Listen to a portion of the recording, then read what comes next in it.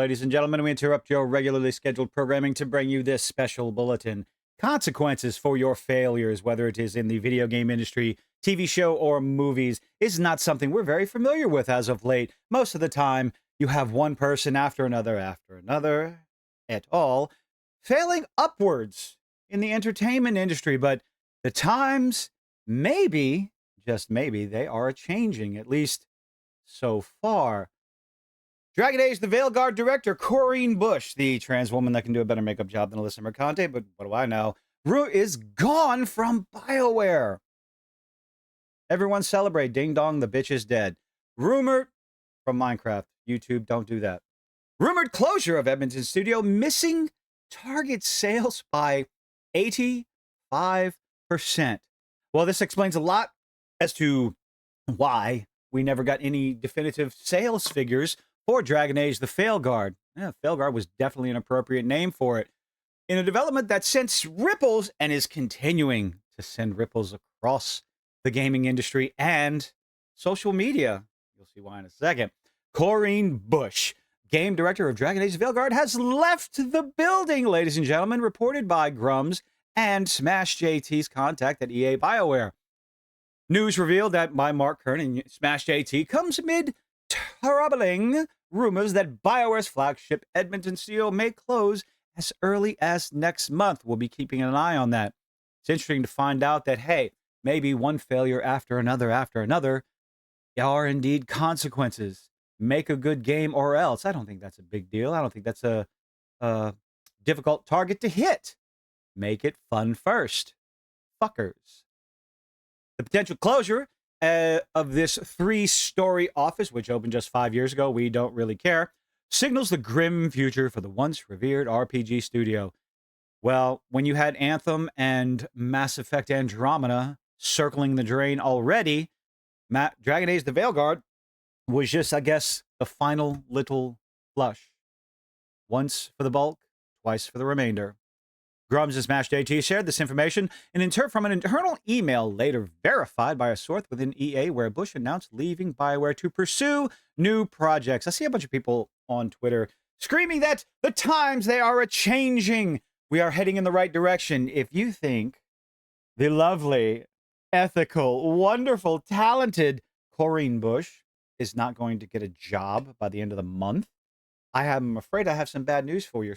Because I do believe while she is leaving BioWare, deservedly so, for that failure that Veilguard is, I have confidence, unfortunately, that she'll find work somewhere else in another studio on another beloved IP. We'll have to wait and see. I think I'm right, though. Following the underwhelming performance, well, that's an understatement, of the Veilguard, which fell far short, again, of sales expectations by a report of 85%. Wow. Received harsh criticism, to say the least. The character creator was the least of that game's problems, although it was the canary in the coal mine. This leadership change is viewed by some as a move to stabilize the faltering studio. Could be too little too late. Here is her lovely little goodbye, all. We're announcing to everyone because apparently social media is an airport terminal. Or maybe I guess this is out to her constituents, her fans, her fellow employees. Do people actually get to do that? You get fired from a job, you get to send an email saying, bye-bye, everybody, thanks for all the fish? Quote, hard to believe I'm writing these words, but here it goes, Bush said in an email. It's time for me to say goodbye. Today is my last day at BioWare and EA. After so much contemplation, I've decided to pursue a new challenge and a new project. Please say it ain't so. Doing what I love most. Destroying RPG. Oh, wait, I'm sorry. I misheard that. Making RPGs. It wasn't an easy decision. It was an easy decision for a lot of players not to buy that game. As I mean it when I say I love BioWare, the Dragon Age team that you summarily destroyed with your work, and what we've all accomplished here. Terrible sales. My time with all of you has been the highlight of my career. It must be a very short-lived, terrible career. I want to offer my personal thanks to each of you. From your trust, your companionship, maybe that's a little bit too much information, we don't want to know, and for the many ways in which you've inspired me and helped grow. What you got growing down there?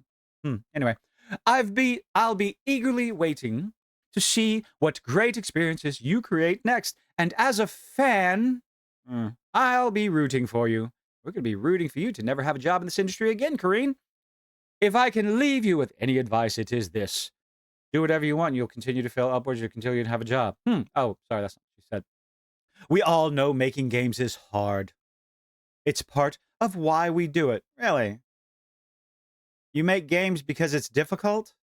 Or are you talking about something else that's hard? But making games is also about the people and the reliance we have on one another. No, making games is about making something entertaining and making money. What are you talking about? Do people really make video games because it's difficult? Y'all let me know in the comments section. So take the time to celebrate the wins. Oh, we are definitely celebrating this one, Kareen. We are definitely celebrating. And toasting marshmallows and hot dogs over the burning cusk the Edmonton studio is likely to become. Lift each other up on your shoulders or whatever. The challenge and the work will always be there, and unfortunately, so will you. And the moments we have with each other are precious and few, especially considering your demographic. But anyway, moving on. Let's stay in touch. But that's not only in major BioWare news. Oh, Inquisition on whistleblower and positive toxicity. We already know about all that stuff. The possibility of the Edmonton studio closing down. I'm going to link the rest of the article, but that was the interesting part, but not the end of the interesting part, because I saw this news running around. I saw Smash's post and his video and Grum's about it, and I was like, and my first thought was, of course, ding dong, the witch is dead, the wicked witch. Moving on. The Blight is leaving one building and unfortunately possibly going to another. But apparently the following day, if not the same day, a particular individual in the mainstream media decided to release the same information, release the same scoop. Now, being accused of straight up stealing. Now, Smash, I do have some unfortunate news for you, but I'm sure this should come as no surprise. The idea that someone that is considered a foul, disgusting amateur on the social medias releases some information and a mainstream twat picks it up and runs it as his own, well, that's nothing unfamiliar across YouTube for content creators. I mean, I believe there have been plagiarists proven over and over again, taking other websites, other content creators, gameplay and writing and videos, and releasing it to IGN as their own. This comes as no surprise. Jeff Grubb, the none other than Jeff Grubb, the lovely individual in this photo right here. Two peas in a pod, don't you think? Corrine Bush, director. Oh, the same day. That's the same day. Let's go see about that. 6:58 p.m. versus 8:41 p.m. So, a little less than 2 hours apart. Now, do we give the benefit of the doubt?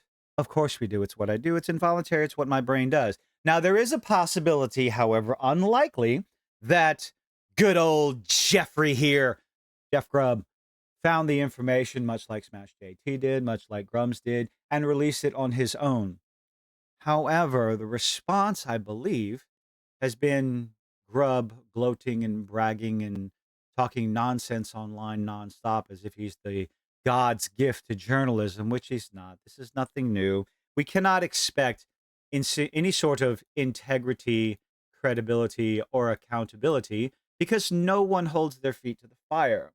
The lamestream journos out there, the access media out there, even the content creators, the shills who get the bought and paid for reviews and can't release any negative information. Otherwise, they don't get the access next time around. We should expect nothing less from these individuals. Take it on the chin and move on. People can look at date stamps and time stamps and see who did what when with just even the most minuscule of digging. So, Smash, I wouldn't take this to heart. People will have their opinion of you. They will have their opinion of me, of Asmongold, of Hypnotic, of Jeff Grubb over here, and Alyssa Mercante. People will form their own opinion. We move on from this because it's a bunch of nonsense, and it just shows the lack of, again, integrity, credibility, and accountability that the mainstream has. It shouldn't surprise you that there's a high likelihood that good old Jeff saw this in passing because I'm sure he follows you religiously, much like Alyssa Mercante does, poking their noses into the chats of the live streams that y'all are on. Highly likely, that's a nice cough, that this report was stolen. But there is a small possibility, much, much smaller possibility, that it's a coincidence. You make the decision for yourself and try not to get your personal biases in the way. I'm not talking about Smash, I'm talking about the people that follow him and Jeff Grubb and the like. We form our own opinions, we look at the information in front of us, and well, mainstream journos are going to mainstream journos, trying to equate integrity, credibility, and accountability to anything they do is the foolish endeavor, to say the least. But in all of this, Corrine Bush is gone from BioWare, is gone from Dragon Age. She cannot pollute that studio any further. Mainstream journos are scumbags, and we'll have to see where Corrine lands with her next studio. But let me know what you think in the comment section down below. Leave a like, leave a dislike, do all those nifty little things that YouTubers beg you to do. And I do hope to see you on the next one.